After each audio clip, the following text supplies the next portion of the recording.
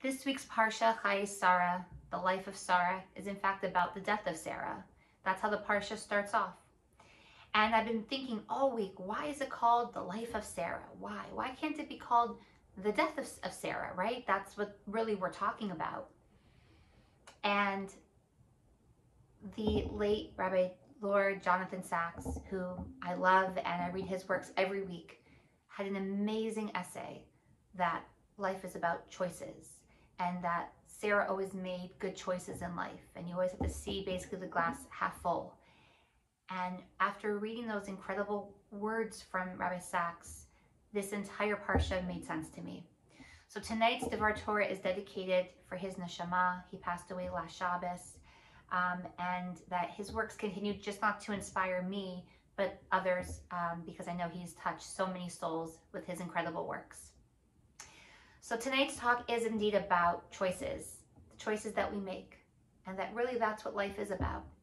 And when I read these words by Jonathan Sacks, the entire Parsha opened up to me in such a different way than it had before, because I realized that every single character in this story, in this Parsha, was given a choice. And when you look at the choices that they made, you can better understand why this Parsha is called the life of Sarah.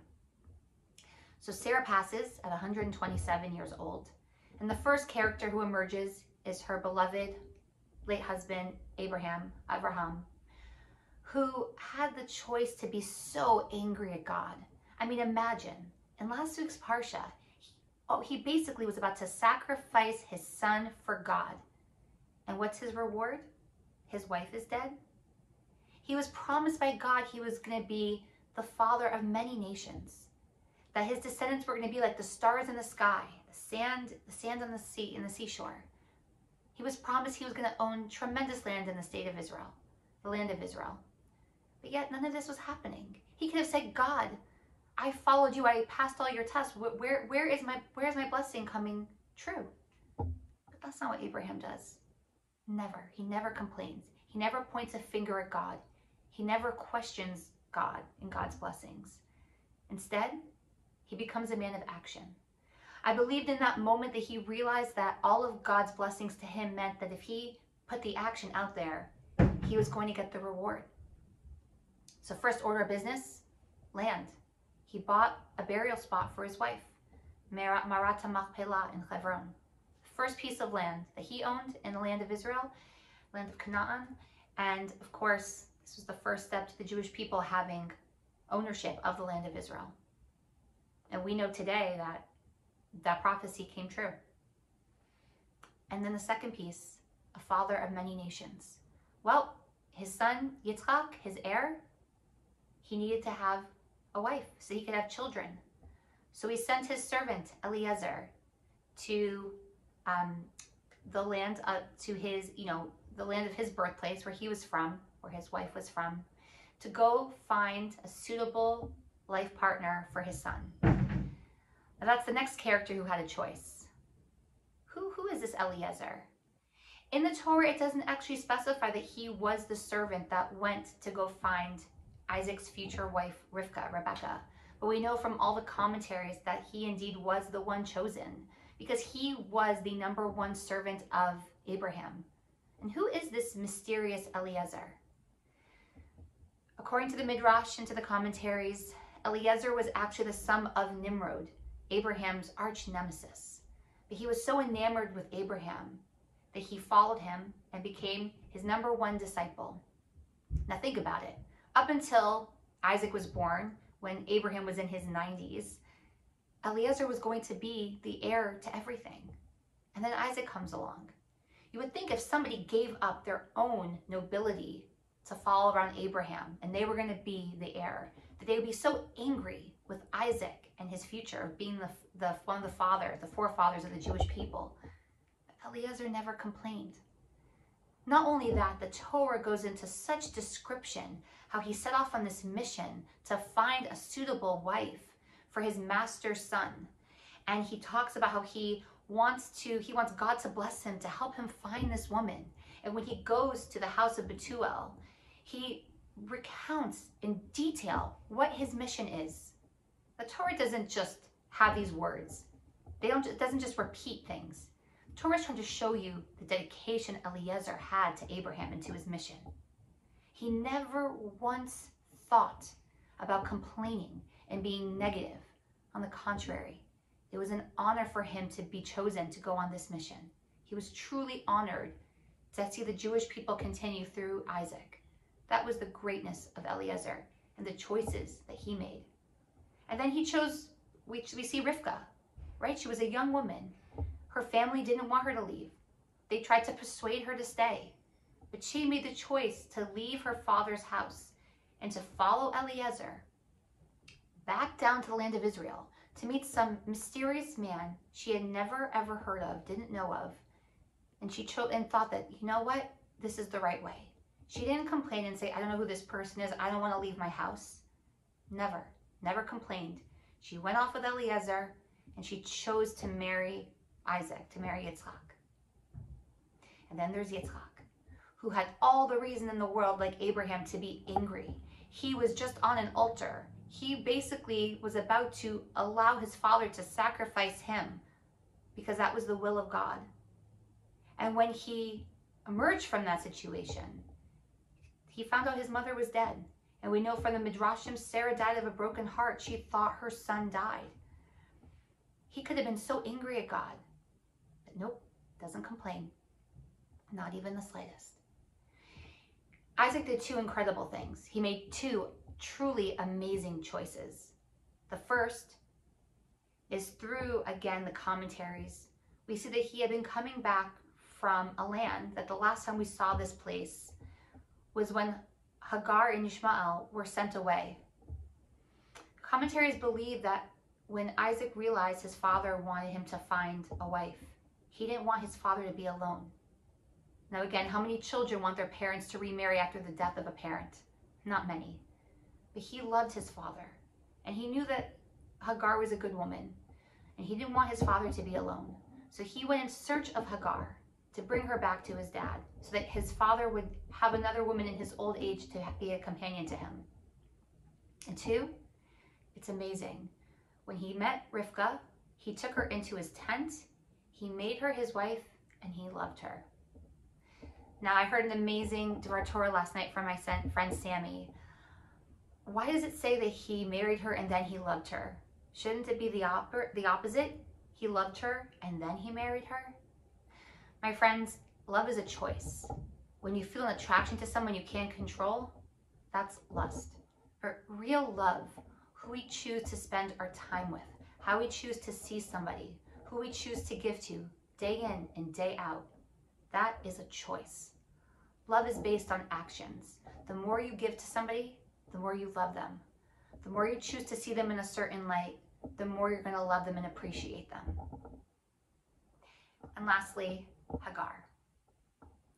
Actually, not lastly, Hagar. There's two more people left. But Hagar also could have said, I don't want to come back to Abraham. It says in the Torah that Abraham married a woman named Keturah, who we believe is Hagar. She could have said, I was sent away to die with my son in the desert, in the Negev. I don't want to go back to this man. Now that his wife is dead, now I'm going to return. But no, she came back and she continued to have more children with Abraham. And we know that Hagar was actually the daughter of the Pharaoh. She had royal lineage and nobility just like Eliezer. She could have stayed in the palace. She could have stayed in the royal kingdom. Instead, she chose to be the servant of Sarah. She chose a life following Abraham and Sarah because she believed in their ideals and in their mission. This parsha is about the choices we make. How the choices we make are going to impact our life and our perception of life. That's all up to us. We can't control death, but we can control life. And each one of these characters chose forgiveness, chose to see the world in a more positive light. At the end of the story, we hear of the death of Abraham. And who buried Abraham? Who was by his side? His two sons buried him, Yitzchak and Ishmael. Now we know that these two sons, again, were separated. Ishmael was sent away, but he came back and he stood side by side with his brother Yitzchak. He could have been so angry that Yitzchak was the heir, but he was there to bury his father right next to him. Again, the choices that we make, the way we see things. This parsha truly is a utopia. Imagine the peace we can have in this world if we choose to see our enemies in a certain light, people who we have conflict with, people who have a difference of opinion. I mean, the things that happen to us, the potential is endless. Ishmael will eventually become the father of Islam, and Isaac, the father of the Jewish people. We don't have to have conflict. We don't have to have this animosity. We come from the same blood, the same roots, the same ethics and essence. There is a choice we all can make when it comes to peace. That's what this week's parsha is. That's why it's called the life of Sarah, because life is choice. You know, in the Garden of Eden, we messed up, right? We ate from the tree of knowledge of good and evil, bringing death into the world. I don't believe that death was imminent because of eating from the fruit, because Adam and Eve didn't die immediately from eating. But I think when you make the wrong choice, you can have regret. And having regret in life and making the wrong choices is the worst possible thing. And if you look at this week's parsha, when Abraham dies, it's exactly the same wording as when King David was in his old age. And what's interesting is that is this week's Haftorah, the Torah portion that we read that's from the Navi. And Abraham was old and advanced in years, and God blessed Abraham in every way. For King David, King David was old and advanced in years, and they covered him with clothes, but he was not warmed. Fascinating. King David made a lot of bad choices in his life, and I think it caught up with him in his old age. He couldn't find warmth. He couldn't find contentness. His own son went against him and betrayed him. He had so many things that went wrong. But Abraham, on the contrary, he died peacefully, no regret, because he made good choices. He saw the world in a different way. Life is about the choices that we make, and it's up to us to choose how we go through life. Ask yourself, how do you choose to see your life, yourself, your loved ones? Are you living up to your potential? Are you in the job that's right for you? How do you view your relationships? Are you making a difference? Abraham and Sarah didn't have easy lives. It was the opposite. They struggled and they struggled and they struggled and they struggled. But they never complained.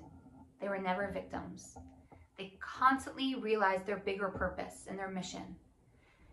The people who followed them were of nobility. And they left nobility because there was so much meaning in what Abraham and Sarah represented. And that's priceless.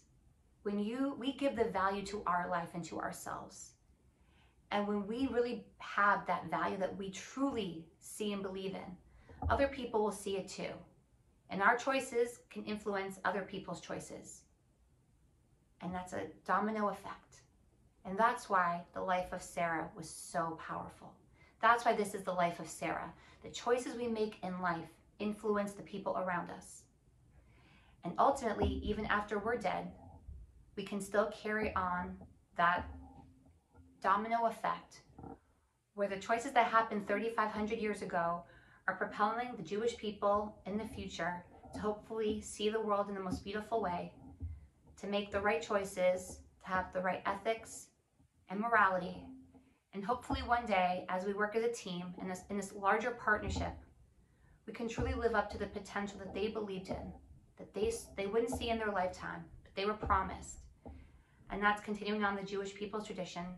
And I believe that Rabbi Jonathan Sachs believed in that too. Anyway, Shabbat Shalom.